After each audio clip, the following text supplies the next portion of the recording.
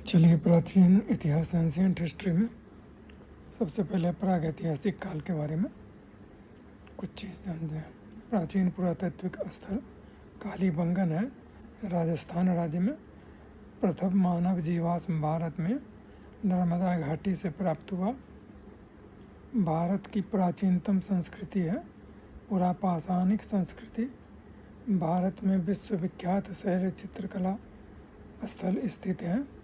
भीमबेटका में प्रथम मनके के निर्माण का प्रमाण प्राप्त होता है पाटने से। चिरांदपुरा स्थल पर प्राचीनतम नवपाषाणिक संस्कृति के अवशेष मिलते हैं। जिस काल में कृषि कर्म का प्रादुर्भाव हुआ वह काल कहलाता है नवपाषाण। दमदमापुरा स्थल स्थित है उत्तर प्रदेश में। भारत में पशुपालन एवं कृषि की प्राचीनतम साक्ष्य प्राप्त हुए हैं मेहरगढ़ से।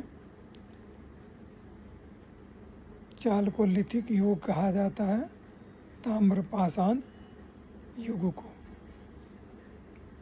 ठीक है, इसी में मेन पॉइंट्स हम सैंधव सभ्यता का भी ले लेते हैं। इस समय मोहनजोदड़ो है पाकिस्तान में। हड़प्पा का उत्खनन किया गया था 1921 ईस्वी में। प्राक सैंधव काल के कालीबंगा पुरा स्थल से हल द्वारा जुताई के प्रमाण प्राप्त हुए हैं। हड़प्पीय संस्कृति सैंधव संस्कृति के उपकरण निर्मित थे। ताम्र, तांबा और कांसा से। IIT खड़गपुर के अध्ययन दल की रिपोर्ट के अनुसार लगातार 900 वर्षों तक ना के बराबर वर्षा का होना सिंधु घाटी के सभ्यता के पतन का कारण रहा था। सिंधु घाटी सभ्यता का सबसे महत्वपूर्ण विशेषता है उसका नगर योजना।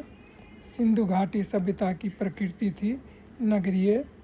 वह हड़प्पाकालीन स्थल जहाँ से हाल का टेराकोटा प्राप्त हुआ बनवाली से। हड़प्पा और मोहनजोदड़ो के उत्खनन से संबंधित थे RD बनर्जी, दयाराम साहनी, KN दीक्षित तथा MS वत्स। हड़प्पा का बंदरगाह है लोथल में। सिंधु सभ्यता से संबंधित पुरातात्विक स्थल लोथल भोगवा नदी के तट पर स्थित है। हड़प्पा में एक उन्नत जल प्रबंधन प्रणाली का पता चलता है धौलावीरा से। हड़प्पा में मिट्टी के बर्तन पर सामान्यतया उपयोग हुआ था लाल रंग का। सिंधु सभ्यता आद्य ऐतिहासिक काल की सभ्यता है। ठीक है, हड़प्पनों का व्यापारिक संबंध थी मेसोपोटामिया के साथ। सिंधु घाटी के लोग थे शाकाहारी और मांसाहारी दोनों। चान्हुदारो हड़प्पा संस्कृति से संबंधित एक स्थल है जो स्थित है सिंध में। ठीक है, उसके बाद हम लोग आ जाते हैं वैदिक सभ्यता। वेदों में प्राचीनतम है ऋग्वेद। पुरुषार्थ है 4। गायत्री मंत्र ऋग्वेद पुस्तक से मिलता है। यज्ञ हेतु 7 प्रकार के पुरोहितों का वर्णन मिलता है किसमें? ऋग्वेद में। वेदों की संख्या 4 है। त्रयी का अभिप्राय है 3 वेद। प्रसिद्ध 10 राजाओं का युद्ध लड़ा गया परुशनी नदी के तट पर। ऋग्वेद संहिता का नमामंडल पूर्णतया समर्पित है सोम और इस पेय पर नामांकित देवता को। भोगज कोई का महत्व इसलिए है कि यहाँ जो अभिलेख प्राप्त हुए उनमें वैदिक देवी एवं देवताओं का वर्णन मिलता है। अछूत की अवधारणा स्पष्ट रूप से उद्धत हुई धर्मशास्त्रों के उद्भव के समय।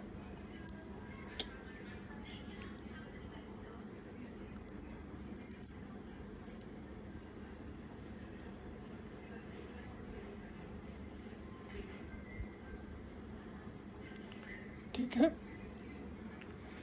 एक वेद जो धार्मिक अनुष्ठानों से संबंधित है वो यजुर्वेद है।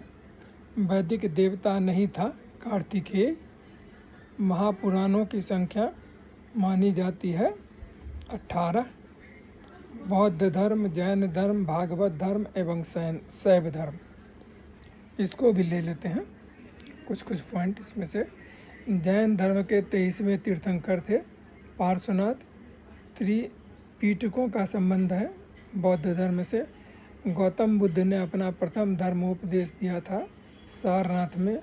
बोध गया में ज्ञान प्राप्त हुई थी गौतम बुद्ध को। भगवान बुद्ध ने ज्ञान प्राप्त करने के लिए कई वर्षों तक तपस्या और साधना में जीवन व्यतीत किया। बोध गया में महाबोधि मंदिर बनाया गया जहाँ गौतम बुद्ध को ज्ञान प्राप्त हुआ। तृतीय बौद्ध सभा का सभापतित्व किया गया था मोगालीपुत्र तिस्सा द्वारा। तृतीय बौद्ध संगति आयोजित हुई थी पाटलिपुत्रा में। प्रथम बौद्ध महासभा आयोजित हुई थी राजागिरी में। वह शासक जिसने चतुर्थ बौद्ध संगति का कश्मीर में आयोजित किया। कनिष्क ने चौथी बौद्ध संगति बुलाई गई थी। कनिष्क के द्वारा भगवान बुद्ध के महापरिनिर्वाण के बाद पहली बौद्ध संगति हुई थी राजगीर में। प्रथम बौद्ध परिषद को बुलाया गया था अजातशत्रु द्वारा। चतुर्थ बौद्ध संगति काउंसिल का आयोजन हुआ था कनिष्क के शासनकाल में। गौतम बुद्ध ने महापरिनिर्वाण प्राप्त किया कुशीनगर में। वैशेषिक भारतीय दर्शन ने परमाणु सिद्धांत का प्रतिपादन किया। त्रिरत्न या तीन रत्न जैसे सटीक ज्ञान, सच्ची आस्था और सटीक क्रिया संबंधित है जैन धर्म से। पाटलिपुत्रा में बुलाई गई प्रथम जैन संगति के अध्यक्ष थे स्थूलभद्र। महात्मा बुद्ध की माता का नाम था महामाया।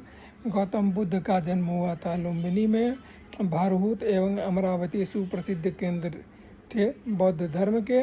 वे शिक्षक जिनमें बुद्ध ने महाभिनिष्क्रमण गृह त्याग के बाद सबसे पहले ज्ञान प्राप्ति का प्रयास किया था आलार कलाम एवं रुद्रक रामपुत। बौद्ध संघ की प्रथम महिला अनुयायी सदस्य थी प्रजापति गौतमी। बुद्ध की ईश्वर की अवधारणा के विषय में सत्य कथन है, ईश्वर का अस्तित्व नहीं है। जैन धर्म के प्रवर्तक महावीर जी का मोक्ष स्थान स्थित है पावापुरी में। वह स्थान जहाँ महावीर ने पूर्व आध्यात्मिक ज्ञान कैवल्य को प्राप्त किया। जृंभिक ग्राम में महावीर का जन्म स्थान था कुंडग्राम। त्रिपिटक धार्मिक पुस्तक है बौद्ध धर्म की। त्रिपिटक लिखी गई पाली भाषा में। भागवत संप्रदाय के विकास में अत्यधिक योगदान था गुप्त का। आजीवक संप्रदाय के संस्थापक थे मक्खली घोषाल। 12 बार गुफाओं का उपयोग आश्रम गृह के रूप में किया गया आजीविकाओं ने किया। सबसे पूर्वकालिक जैन ग्रंथ कहलाता है 14 पूर्व। जैन कल्पसूत्र को लिखा भद्रबाहु ने। प्रथम तीर्थंकर थे ऋषभदेव। और वह बात जो बौद्ध धर्म और जैन धर्म में समान नहीं है, आत्मदमन। 16 महाजनपद कौशल एवं मगध के मध्य संघर्ष प्रारंभ हुआ अजातशत्रु के समय में।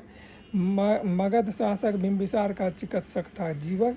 पाटलिपुत्रा मगध राजवंश की राजधानी थी। 6ठी शताब्दी ईसा से पूर्व में बिंबिसार मगध पर राज्य करता था। वह शासक जिसने सुंदर नगर पाटलिपुत्रा की स्थापना की। उदयन अवंती राज्य की राजधानी थी उज्जैन। अवंती का राजा था चंद प्रद्योत। 6ठी शताब्दी पूर्व में एक गणतंत्र था मल्ल। मगध की प्रारंभिक राजधानी थी राजा गिरिव्रज। अजातशत्रु के वंश का नाम था हर्यक। विश्व का पहला गणतंत्र वैशाली में स्थापित किया गया लिच्छवी के द्वारा। ईसा पूर्व 6ठी सदी में विश्व की प्रथम गणतंत्रात्मक व्यवस्था थी वैशाली में। 16 महाजनपदों की सूची उपलब्ध है अंगुत्तर निकाय में। प्रथम मगध साम्राज्य का उत्कर्ष ईसा पूर्व 6वीं शताब्दी में हुई। अंग जनपद की राजधानी थी चंपा। वत्स का राज्य स्थित था इलाहाबाद के आसपास। प्राचीन भारत में द्वितीय नगरीकरण संबंधित क्षेत्र है गंगई मैदान। मौर्य और मौर्योत्तर काल मौर्य साम्राज्य द्वारा महल बनवाया गया था कुम्हरहार में।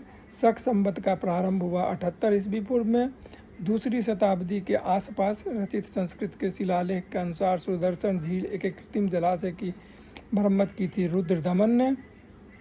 मौर्य साम्राज्य का अंतिम शासक था बृहद्रथ।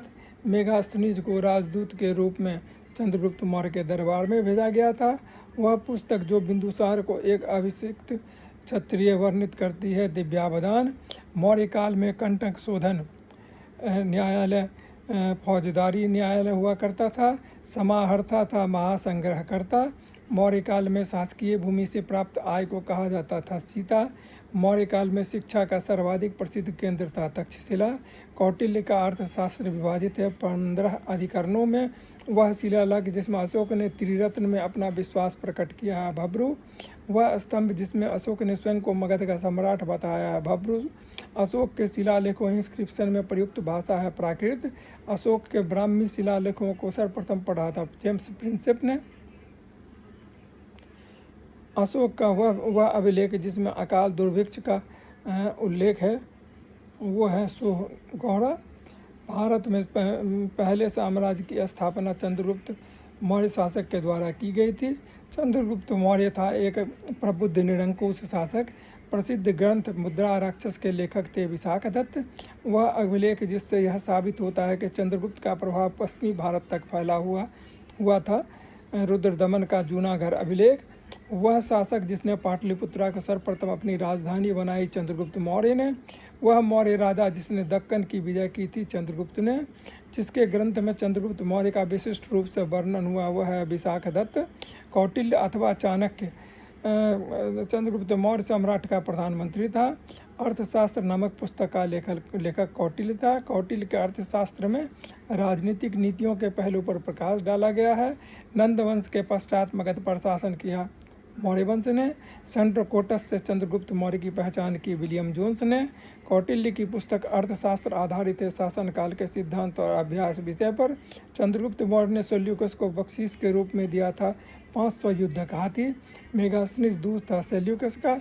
वह स्रोत जिसमें पाटलिपुत्रा के प्रशासन का वर्णन उपलब्ध है वह है इंडिका जिसको कि मेगास्थनीज ने लिखा था। मौर्य साम्राज्य को 7 वर्गों में विभाजन के विशेष रूप से उल्लेख किया गया मेगास्थनीज की पुस्तक इंडिका में। इंडिका का लेखक था मेगास्थनीज। सम्राट अशोक चंद्रगुप्त का था पौत्र। मौर्य शासक अशोक की रानी थी कारुबाकी।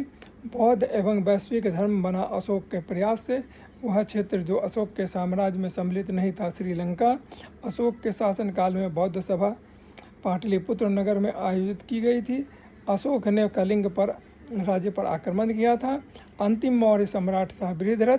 अर्थशास्त्र के अनुसार सीता भूमि का अभिप्राय है जनजातियों द्वारा जोती जाने वाली भूमि।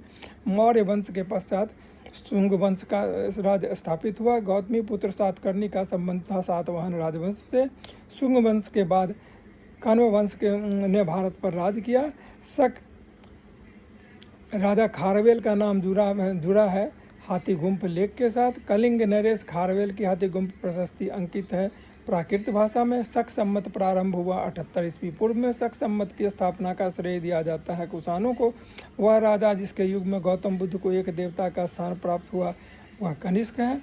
सर्वप्रथम व्यापक पैमाने पर स्वर्ण मुद्रा का प्रचलन किया भीम कडफिसेस ने। कला की गंधर शैली फली फूली कुषाणों के समय में। कनिष्क के शासनकाल में बौद्ध सभा नगर में आयोजित की गई। कश्मीर में सांची का विशाल स्तूप निर्धारित करता है मौर्य के समय को। वह पुरातात्विक स्थल जो मौर्य राजप्रसाद से संबंध है कुम्हार। मौर्य साम्राज्य से संबंधित एक तांबे की प्लेट है ताम्रपत्र। बराबर गुफाओं को अशोक ने आजीविका संप्रदाय को दान में दिया था। पाटलिपुत्र में स्थित चंद्रगुप्त महल मुख्यतः बना था लकड़ी का। भूमि अनुदान ब्राह्मणों को दिए गए थे जो शाही दरबार से जुड़े हुए थे। भारत में सोने के सिक्के जारी किए गए भारतीय यूनानियों शासकों द्वारा। उस स्रोत का नाम बताएं जो प्राचीन भारत के व्यापारिक मार्गों पर मौन है। मिलिंद पन्नो शक वंश का कर्दमक शाखा का संस्थापक था। चस्टन